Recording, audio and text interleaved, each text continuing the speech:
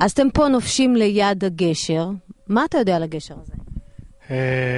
שזה לא על שם אריק שרון, זה הדבר היחיד. זה גשר אריק, אבל לא על אריק שרון. חוץ מזה, לא יותר מדי. את גשר אריק ליד הכנרת כמעט כל אחד מכיר.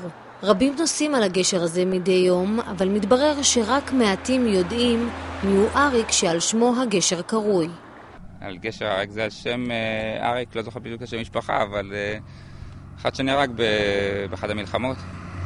מה הסיבה? למה הוא מת? אתם יודעים קצת את ההיסטוריה של המקום? לא בדיוק. גשר אריק שעל שפת הירדן הוקם ב-1976 על שם סגן אריק שמיר, קצין צנחנים מגדוד 202, שטבע במקום במהלך אימוני צליחה ב-12 באוגוסט 1970.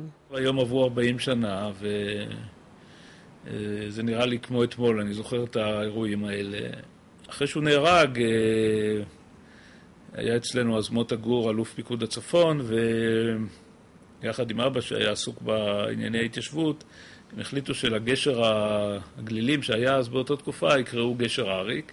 לפני 10 שנים סללה מעץ את הגשר החדש. במרחק עשרות מטרים עומד הגשר הישן. צהל סגר אותו למעבר מטיילים והכריז עליו אתר צבאי סגור, אולם גם היום רבים ממשיכים לבקר במקום.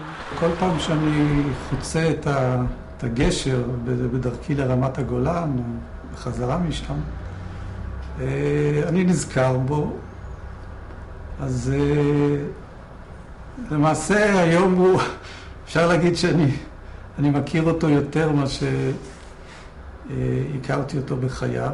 הגשר על שמו זה דבר שמנציח היטב, כי מדי פעם אני מקבל טלפונים שאנשים מתעניינים על שם מי נקרא הגשר. ומאז אנחנו חיים עם הזיכרון ובאים כל שנה לצפת לקבר שם הוא קבור, ולי זה נראה כמו היום.